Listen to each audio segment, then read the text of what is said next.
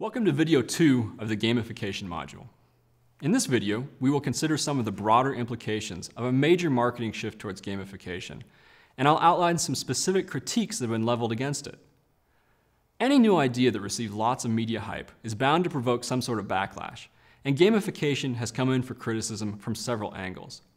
These critiques form a very useful part of the discussion about gamification, as they help us cut through hype, reflect on our practice, and better understand what is actually happening. Market research firm Gartner argues that new technologies tend to progress through a hype cycle, where breathless boosterism leads to unrealistically high expectations, and when those expectations are not met, the hype gives way to disillusionment.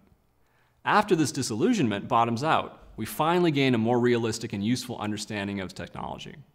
In 2013, Gartner placed gamification at the very peak of inflated expectations for emerging technologies. Perhaps surprisingly, some of the harshest critiques of gamification have come from game designers who critique gamification on aesthetic, philosophical, and ethical grounds. There are also concerns about the basic motivational psychology that underlies many gamification efforts, and our still limited understanding about what works in audience engagement. One early line of critique came from game developer and scholar Ian Bogost, a media studies professor at Georgia Tech and a developer of what he calls persuasive games about political and social issues. In 2011, Bogost penned a short position statement on gamification that was widely reprinted and shared in the video game and marketing media. The title of this essay is Not Safe for Work, and Bogost was critiquing both the practice of gamification as well as the rhetoric of gamification. Bogost suggested that most gamification was, in practice, a sham. The game components that were easiest to implement in non-game contexts, those same point systems, feedback systems, and leaderboards we discussed previously, have little to do with the reason people actually engage with games. Real games are fun, and fun emerges from a much more sophisticated blend of interaction, novelty, and complexity. Gamification fundamentally misunderstands games, in other words, and is doomed to fail. Real games have the power to entertain, enlighten, and even persuade, but gamification simply preys on addictive tendencies and social anxieties. Bogost also took issue with the term gamification and how it seems to imply that the process is simple, repeatable, and proven, when in fact it is anything but. He says gamification is reassuring. It gives vice presidents and brand managers comfort, they're doing everything right, and they can do even better by adding a game strategy to their existing products, slathering on gaminess. Bogost suggested that a better term would be exploitationware. Another critique that helps us think more deeply about gamification comes from Sebastian Dieterding, a German designer and user experience researcher.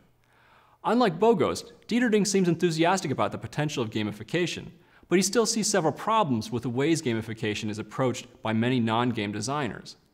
He suggests that there are several confusions surrounding gamification that follow a misunderstanding of how games work. One of these confusions is that there is something inherent in the mechanics of games that make them fun. If points and rewards and competition are inherently fun, for example, then adding them to any website or platform should be a straightforward way to increase audience engagement. Unsurprisingly, it turns out that simply earning points isn't actually that fun. The reason most people play games, research finds, is because they provide experiences of competence and mastery. We keep coming back to fun games because they provide obstacles that we are just able to overcome using our wits or our reflexes. In fun games, the difficulty increases with our competence, providing challenges that are neither boring nor frustrating. Dieterding thinks that many gamifiers miss this crucial understanding of motivational psychology. Crushing candies or swinging swords or solving puzzles are potentially fun game mechanics.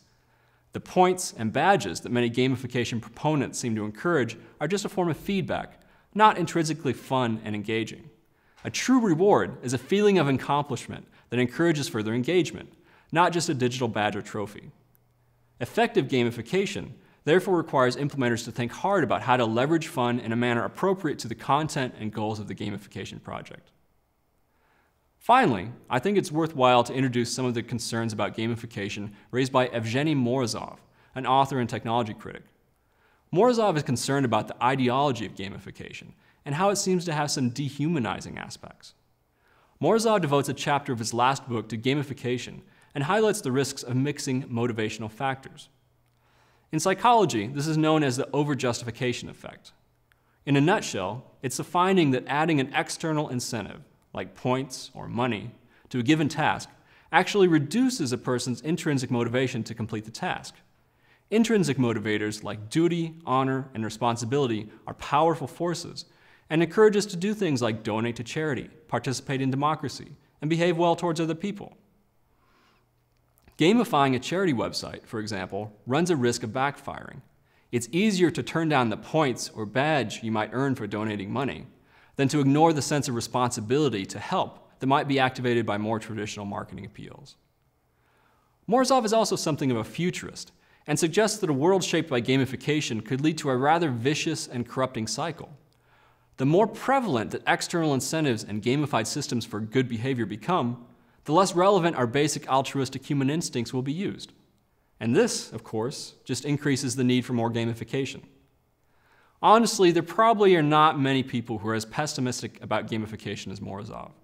But thinkers like Morozov force us to ask the big questions, not just, is gamification an effective marketing strategy, or how can gamification work best, but what are the ethical implications of gamification? What are the implications for the well-being of ourselves and our society? This concludes the video portion of this module. For better or worse, gamification is rapidly permeating our lives and becoming an increasingly important framework for engaging audiences, consumers, and citizens, both online and offline.